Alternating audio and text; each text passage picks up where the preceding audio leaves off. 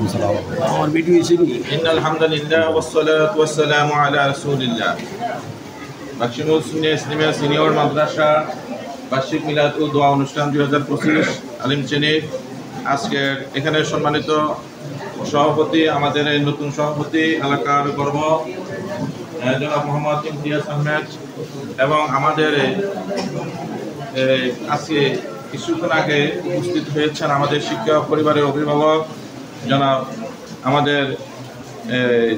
Mohammad Abdul Mannan sir এখানে উপস্থিত হয়েছেন। এখানে আরও উপস্থিত আছেন আমাদের সাবেক সভাপতি জনাব আলহাজ আব্দুর রশিদ সহ এলাকার গণ্যমান্য ব্যক্তি। আমি সংক্ষেপ করছি, সবার নাম দুঃখিত।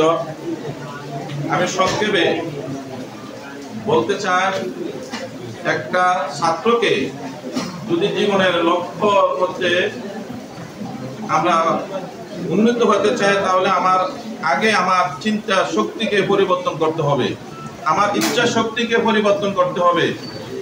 আমি ইচ্ছা যদি করি এখান থেকে যদি বুড়িচং যাওয়ার জন্য আমার 15 মিনিট সময় লাগে, আমি যদি 5 মিনিট যাওয়ার পরে যদি রাস্তার মধ্যে বসে যাই, আমি বুড়িচং কখনো যাইতে পারবো না।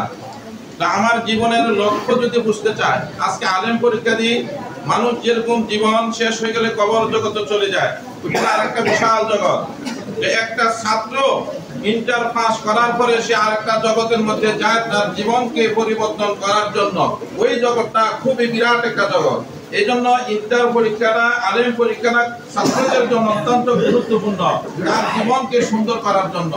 এই জন্য ছাত্রদেরকে বলবো, তোমরা এই পরীক্ষাটা ভালো রেজাল্ট করো এবং ভবিষ্যৎ পরিকল্পনা সুচিন্তিত ভাবে যদি তোমরা গঠন করতে পারো, তাহলে তোমরা একজন ভালো মানুষ হবা এবং সমাজ সেবক হবা। আর আমরা তো মনে করি আমি একটা ভালো রেজাল্ট করি, আমি ব্যক্তিগতভাবে অনেক কিছু অর্জন করছি না। আমার জীবন শুধু লেখাপড়ার মধ্যে সীমাবদ্ধ নয়, আমি একজন সমাজের মধ্যে ভালো মানুষ হবো, সমাজের খেদমত করবো, রাষ্ট্রের খেদমত করবো। ছোট অবস্থায় জিনিসগুলো আমাদের চিন্তা রাখতে হবে।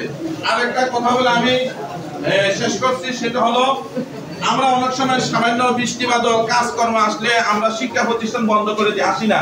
গার্জিয়ানও দেখে যায় আমাদের অনেক উদাসীনতা থাকে।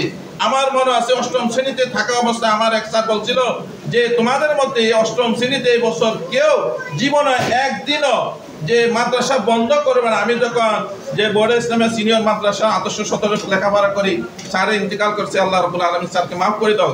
তখন ওই স্যারের কথা অনুযায়ী আমার এখনো স্মরণ হয়, আমি 8ম শ্রেণীতে থাকা অবস্থায় একদিনও মাদ্রাসা গ্যাপ দিই নাই, প্রতিদিন খোলা অবস্থায় মাদ্রাসায় উপস্থিত হয়েছি। আমিও তোমাদের নিকট সেটা আশা করি, একদিনও মাদ্রাসা প্রতিষ্ঠান কি করবে না, বন্ধ করবে না। তাহলে দেখবে যে একটা খারাপ ছাত্র ভালো হতে দেরি লাগবে না। এই বলে আমি এখানে আলোচনা শেষ করছি। আল্লাহ রাব্বুল আলামিন আমাদের সকলকে সুস্থ রাখুক, আমাদের এই দেশকে শান্তিতে রাখুক। আল্লাহ রাব্বুল আলামিন যেন এই বন্যা কবলিত থেকে, এখন ঘূর্ণিঝড় চলছে, গত বছরের মতন যেরকম ভাবে ক্ষয়ক্ষতি হয়েছে, এই ক্ষয়ক্ষতি থেকে যেন আল্লাহ রাব্বুল আলামিন আমার এই দেশকে, এই সমাজকে যেন আল্লাহ রাব্বুল আলামিন হেফাজত করে, সকল বলে আমিন। যারা এই প্রতিষ্ঠানের খেদমত করে আজকে অন্ধকার কবরের মধ্যে আছে, আল্লাহ রাব্বুল আলামিন তাদেরকেও মাফ করে দাও, এবং যারা জীবিত আছে খেদমত করতে আছে, এবং শিক্ষক এবং ছাত্র এবং এলাকার সকলের জন্য আমরা দোয়া করি, আল্লাহ রাব্বুল আলামিন সকলের নেক হায়াত দান করে, সকল বলে আমিন। আসসালামু আলাইকুম ওয়া রাহমাতুল্লাহি ওয়া বারাকাতুহু।